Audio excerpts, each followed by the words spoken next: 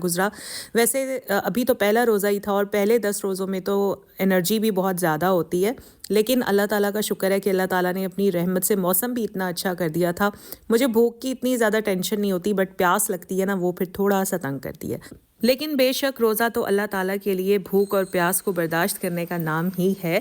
चलें जी, यहाँ पर हम करते हैं अपनी अफ्तारी की तैयारियाँ। सहरी में आप लोगों के साथ शेयर नहीं कर सकी, मैंने बड़ी कोशिश की थी कि सहरी में आप लोगों के साथ शेयर करूँ, बट सहरी में इस तरह हाल हुआ हुआ होता है ना कि लिटरली दिल ही नहीं कर रहा होता। और दिल की भी बात नहीं है, पहले तहज्जुद पढ़नी है, फिर सहरी बनानी है, फिर कुरान पाक पढ़ना है, फिर फजर का टाइम हो जाता है और बिल्कुल भी मुझे टाइम नहीं मिला कि मैं सहरी का कोई भी क्लिप रिकॉर्ड कर सकूँ।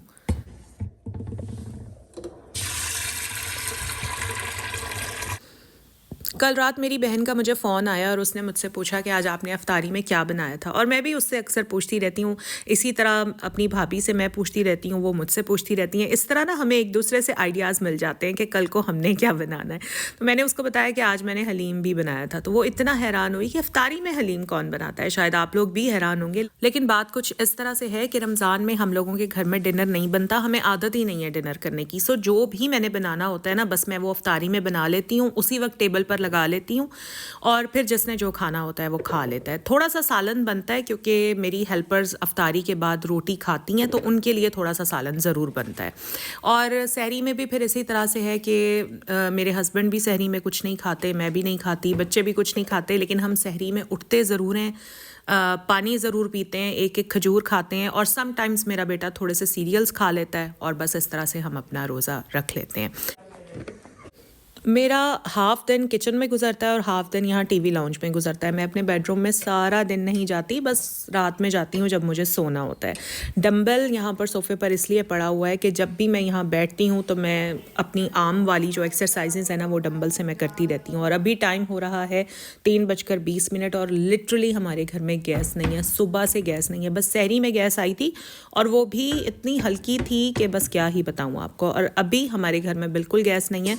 4 बजे शाम को हमारे घर में गैस आई थी और वो भी इतनी मर मर के आ रही थी कि लिटरली काम करना मुश्किल हो रहा था।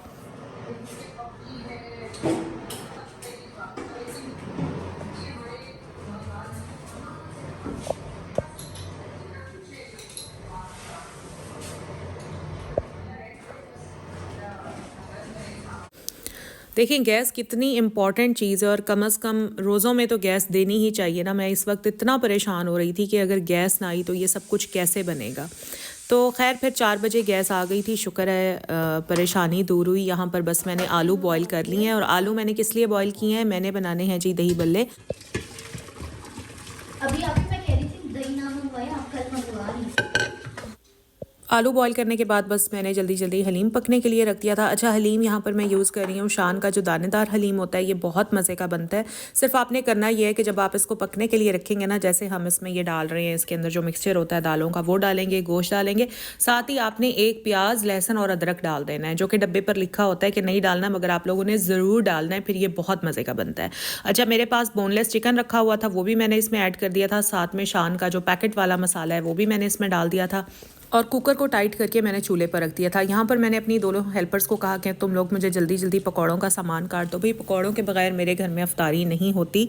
पकौड़ा हमेशा 30 के 30 रोज़े डिमांड में होता है, तो इसलिए मुझे कुछ भी हो जाए पकौड़े ज़रूर बनाने पड़ते हैं। और फिर मेरे घर वालों की फरमाइश ये होती है कि हमें कुरकुरे पकौड़े चाहिए, मतलब अफ्तारी होने वाली होती है तब गरम गरम पकौड़े मैं उन लोगों को उतार कर देती हूँ। और इस सारी मेहनत में ना मैं बहुत ज़्यादा थक जाती हूँ, क्योंकि मेरा ख़ुद का भी रोज़ा होता है। लेकिन अच्छा लगता है, अल्लाह ताला को खुश करने के साथ साथ अपने घर वालों को खुश करना मुझे बहुत अच्छा लगता है।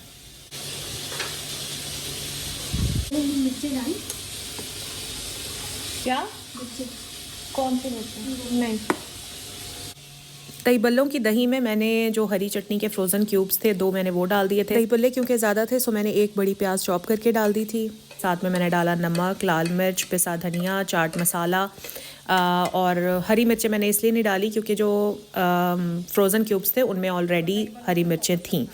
तो बस इसको मैंने अच्छी तरह से मिक्स कर लिया। फिर मैंने इसमें आलू डाले, बूंदी डाली। इसमें मैं भल्ले नहीं डाल रही हूँ, और बस इसकी गार्निशिंग के लिए डाल रही हूँ ऊपर से मैं थोड़ा सा चाट मसाला, और साथ में मैंने डाल दिया है हरा धनिया। और अब हमारे दही बल्ले तैयार हैं।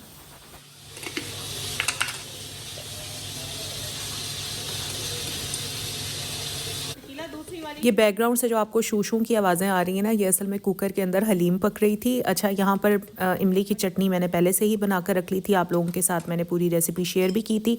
बस अभी मैं इसको इस बॉटल में शिफ्ट कर रही हूँ। ये नोज़ल बॉटल जो होती है, इसमें अगर चटनी को शिफ्ट कर लेना तो फिर इस्तेमाल करना बड़ा आसान हो जाता है।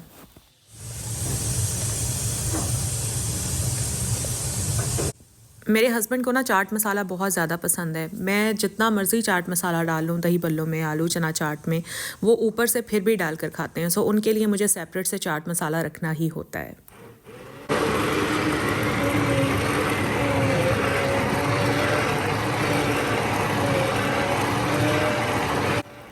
इस हैंड ब्लेंडर से ना ज़िंदगी मेरी बहुत आसान हुई है कसम से। अभी देखें, हलीम में मैंने बस ये ब्लेंडर चला दिया और सारा हलीम इतना मज़ेदार यकजान हो गया था ना कि बस मैं क्या ही बताऊँ आपको।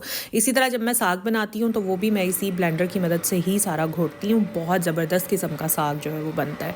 अच्छा, मैं यूज़ करती हूँ एनेक्स का हैंड ब्लेंडर। शुरू से मेरे पास यही है और ये बहुत ज़बरदस्त है, बड़ा अच्छा काम करता है। अच्छा, रोज़ों में ना एक बड़ा मसला हो जाता है मुझे इफ्तारी बनाने के लिए कि जो चीज़ें मेरे बच्चों को पसंद है वो हस्बैंड को पसंद नहीं है, और जो हस्बैंड को पसंद है वो बच्चों को पसंद नहीं है। और मैं वाहिद ऐसा बंदा हूँ जो हर तरह की चीज़ खा लेता है। सो मुझे समटाइम्स इतनी मुश्किल होती है कि मैं इफ्तारी में बनाऊँ तो क्या बनाऊँ। तो मैं कोशिश करती हूँ कि सपोज़ अगर मैं 4 चीज़ें बना रही हूँ तो 2 मेरे हस्बैंड की चॉइस की हूँ और 2 मेरे बच्चों की चॉइस की हूँ।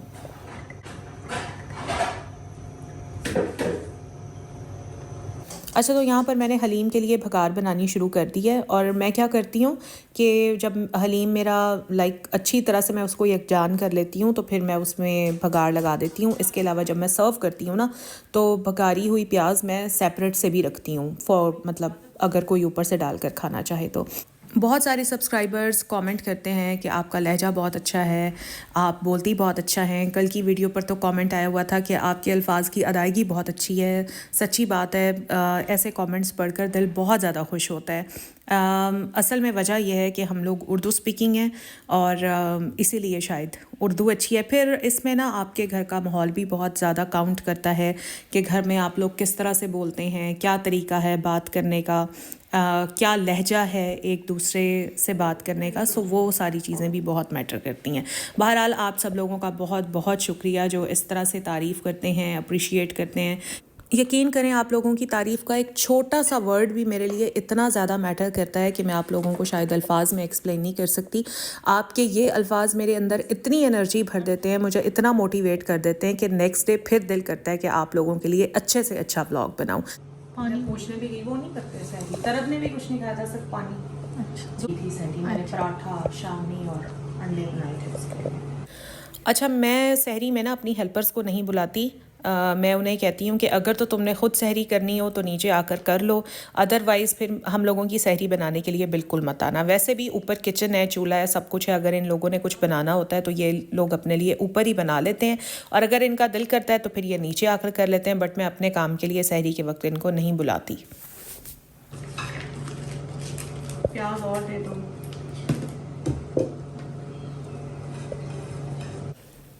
पकौड़ा मिक्स मैंने पहले से ही रेडी करके रखा हुआ था, अभी मैंने वो निकाला है। उसमें मैंने आलू डाले हैं, प्याज डाली है, हरा धनिया डाला है, हरी मिर्चें डाली हैं, और बस मैं इसको अच्छी तरह से मिक्स कर लूँगी। और आप लोग जब भी ये बेसन का जो बैटर होता है ये तैयार करते हैं ना, इसको 15 मिनट के लिए ऐसे ही छोड़ दिया करें फ्रिज में। उसके बाद फिर ये स्टेबल होता है और फिर उसके पकौड़े बहुत अच्छे बनते हैं। मतलब जैसे हम फ्रेश बनाकर बैटर और पकौड़े बनाने शुरू कर देते हैं ना, वो पकौड़े इतने अच्छे नहीं बनते। ये बैटर बनाकर बस इसको 15 मिनट के लिए फ्रिज में रख दें और फिर देखें आपके पकौड़े कितने मज़े के बनते हैं।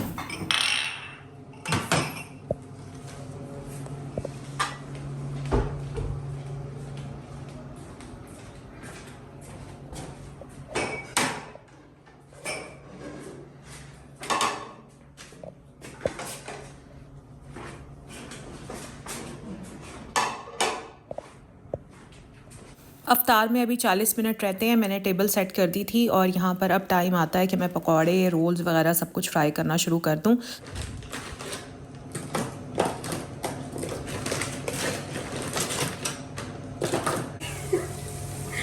कैफी इन लोगों ने बंद करा दी। किन लोगों ने?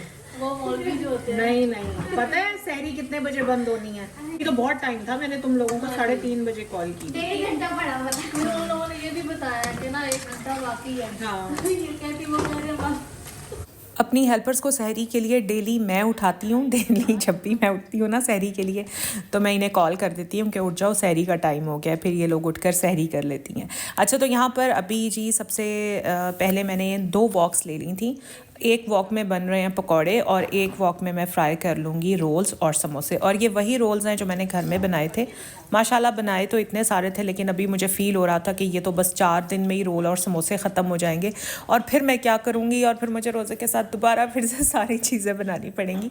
बस यहाँ मैं वॉइस ओवर करते हुए ना यही सारा कुछ सोच रही थी। खैर जी, कोई बात नहीं, बच्चों के लिए, हस्बैंड के लिए इतना तो करना बनता ही है ना। फिर यहाँ पर रोल्स हमारे फ्राई हो चुके हैं। चलें जी, अब आती है समोसों की बारी। और समोसे मैंने 2 तरह के बनाए थे। एक मैंने आलू वाले बनाए थे और दूसरे मैंने बनाए थे कीमे वाले। लेकिन यहाँ पर अभी मैं आलू वाले फ्राई कर रही हूँ। कीमे वाले की जब बारी आएगी तो फिर वो भी मैं आपके साथ ज़रूर शेयर करूँगी।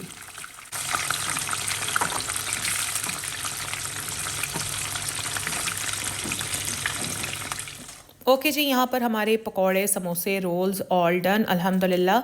और अभी 15 मिनट रहते हैं और मेरी हलीम की गार्निशिंग अभी रहती है। सो मैंने सोचा कि पहले मैं पकौड़ों को, रोल्स को और समोसों को सर्विंग प्लेट में शिफ्ट कर देती हूँ और टेबल पर रख देती हूँ। उसके बाद ही फिर मैं हलीम की गार्निशिंग शुरू करूँगी, क्योंकि हलीम मज़े का लगता है जब गर्म गर्म सर्व किया जाए। सो मैंने सोचा था कि इफ्तारी से ठीक 5 मिनट पहले एक बार मैं हलीम को गर्म कर लूँगी और उसको गार्निश करके फिर ही मैं टेबल पर सर्व करूँगी।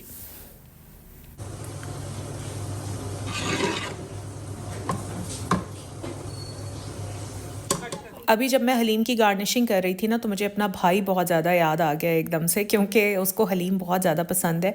और मेरा दिल ये कर रहा था कि काश कोई पकड़ा के आ सकता तो मैं अभी का अभी गर्म गर्म उसके लिए भेज देती। लेकिन मेरे और अम्मी के घर में अच्छा खासा फासला है, सो बड़ा इम्पॉसिबल हो जाता है। छोटा शहर हो ना तो बड़ी आसानी रहती है, मतलब आराम से जाकर जल्दी जल्दी आप किसी के घर कोई चीज़ पकड़ाए। यहाँ लाहौर में डिस्टेंसेस बहुत ज़्यादा होते हैं, तो बड़ा मतलब इम्पॉसिबल हो जाता है किसी के घर कोई चीज़ देख कर आना। हाँ, ये हो सकता था कि मैं हलीम उसके लिए रख लेती और फिर नेक्स्ट डे मैं उसको पहुंचा देती किसी भी तरह। अच्छा, पहले ऐसे होता था कि मैंने अगर कोई भी चीज़ अम्मी के घर भिजवानी होती थी ना, तो मैं बाइकिया करवा देती थी। बट आजकल तो बाइकिया भी अवेलेबल नहीं है, तो मुझे अम्मी के घर अगर कोई चीज़ भिजवानी हो तो बहुत मसला हो जाता है, ख़ुद ही जाकर पकड़ा कर आनी पड़ती है।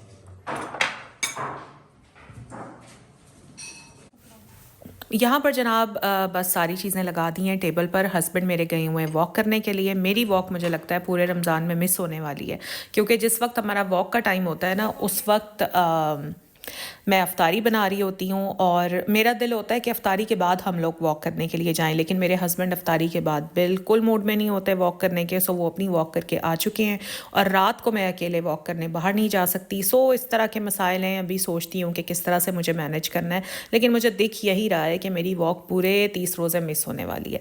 तो इसका हल मैंने ये सोचा है कि मैं घर में ही लेज़ली वॉक कर लेती हूँ। कुछ ना कुछ तो बॉडी को मूवमेंट करवानी है ना, वरना फिर वेट वहीं का वहीं स्टक होकर रह जाएगा। यहाँ पर अल्हम्दुलिल्लाह सारे घर वाले वहाँ पर अफ्तारी कर रहे हैं। मैंने खजूर पानी लेकर सबसे पहले नमाज़ पढ़ी थी और फिर मैंने अपनी अफ्तारी की थी। अफ्तारी के फ़ौरन बाद मैं बिल्कुल रेस्ट नहीं करती, मुझे फ़ौरन अफ्तारी के बाद चाहिए होती है चाय। और यहाँ पर मुझे समिया ने चाय बना दी थी, उसने अपने लिए भी बनाई थी, वो लोग भी चाय पी रहे हैं।